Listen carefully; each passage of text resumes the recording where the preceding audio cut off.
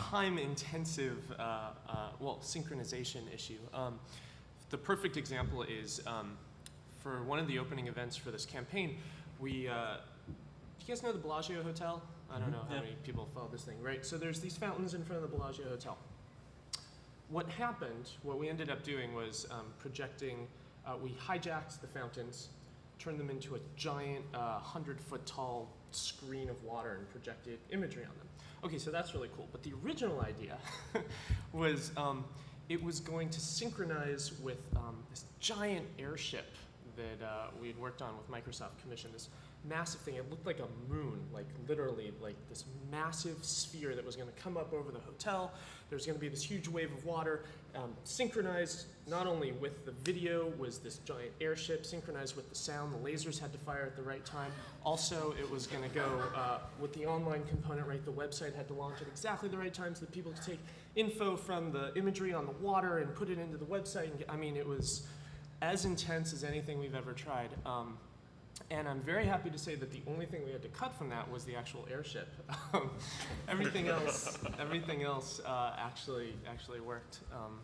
But up until, I would say, probably about 2 weeks before that, we actually were talking with, not TSA, guys who control airspace above giant, yes, FAA, thank you. We're actually working with them on how do we time this thing? How do we make it launch right off in this airspace, make sure no other airplanes come through? And that was as intense as things get for a production issue. That was, yeah. Anyone else got a story of the two teams? Yeah, so kind of an interesting one on that one. When we were doing the World Wrestling one, it was sort of done just in collaboration with the administrators of the site, but they didn't really tell any of the moderators of the forum this was going to happen. It was all kept in the dark.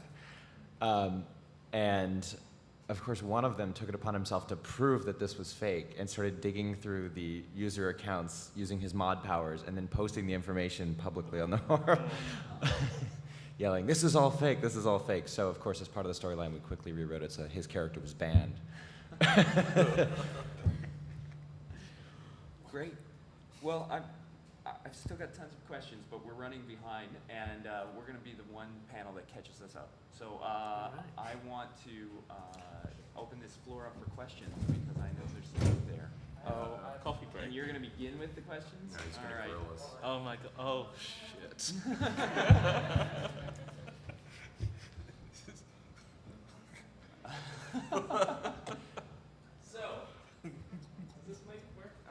I need separation now because now I have a different role here. You're no longer with us. I'm no longer part of the panel. So a lot of people have been asking, what is this Grand Inquisitor thing? Sean and Jonathan asked, they came to me, well, they had this problem. And we've seen this at a lot of ARGFests in the past. We finish a panel, it's a really cool panel, and there's been really good discussion, and then you open it up to questions, and no one asks anything. And it's weird, right? Everyone's a little scared, and it's a little nerve-wracking. You don't want to be the first one, and you want to ask a good question, but you're not sure what to say. So they asked me if I could play this role, a Grand Inquisitor, which basically, really simply just means ask the first question. Just get it started, try to ask something really thought-provoking. And I said, yeah, I'd be really happy to do this, but you have to let me be a total asshole about it. And they said, sure. They said, yeah, be as mean as you want. That's awesome. Ask really hard questions. So we have props. I thought, you really can't be a Grand Inquisitor just sort of wearing, your regular thing, regular clothes. You really, the first thing you need is an evil mustache.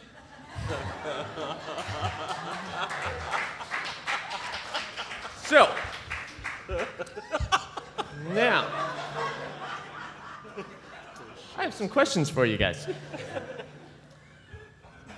We're going to start just moving down the line. This is going to require a little bit of setup. Starting at the end, I just want to know how many people were in the wrestling experience? So legally, I can't quote exact metrics, Give me broad. but I can give you. Okay, let me give you a ballpark. This is very secret. Ballpark. It was in the neighborhood of, let's say, between 6 and 8 million. Awesome. Okay. Moving on. Next. Yomi, how many people? Which one? Yomi, how many people? For right now in the searching for the gold bar. I think we're probably into about 40,000 based Right. on the different areas that we've set up. I mean, there's some people who are more interested in the insurance company that we've got set up in London who seem to be getting a little bit fanatical about it. The forum that we've got set up is a totally different entity, and then there are other side forums that we won't mention, where the deliberation goes on fairly in a fairly fevered manner. Fair enough. Lance? Sure. Total disclosure. In terms of the head trauma stuff, the Hope is Missing, probably about 2.5 million views across that. Media.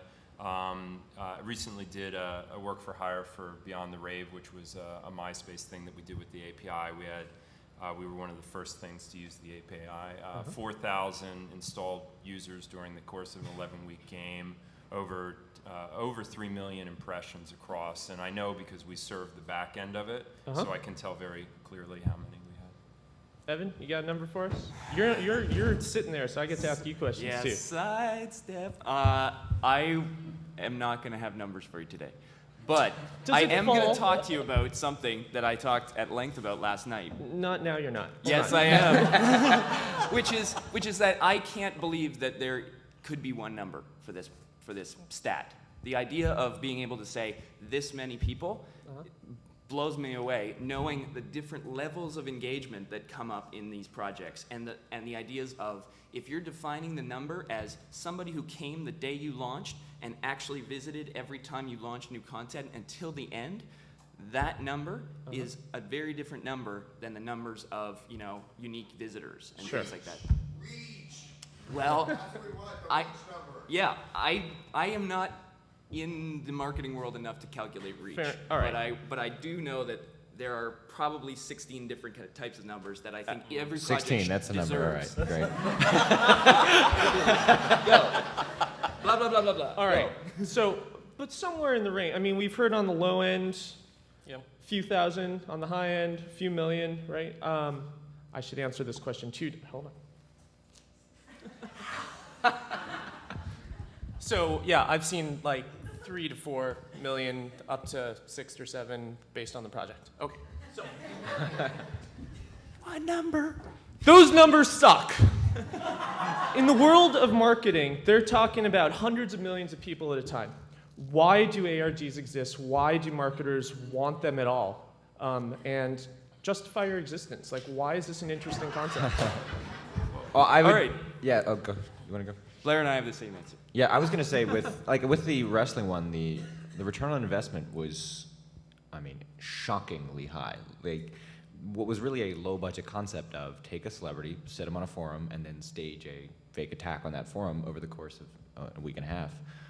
Very low cost, but the fact that we did it on a forum that was already hugely popular, and it just shocked them so much that they started talking about it, and other people started showing up at the forum just to see what was happening. Huge return on investment. And then you look at the fact that you didn't really have to do any media buy for that. If you're talking as an advertiser, that's a great investment. It's not always going to hit. I mean, it's a roll of the dice, but it's a really cheap, cost-effective roll of the dice.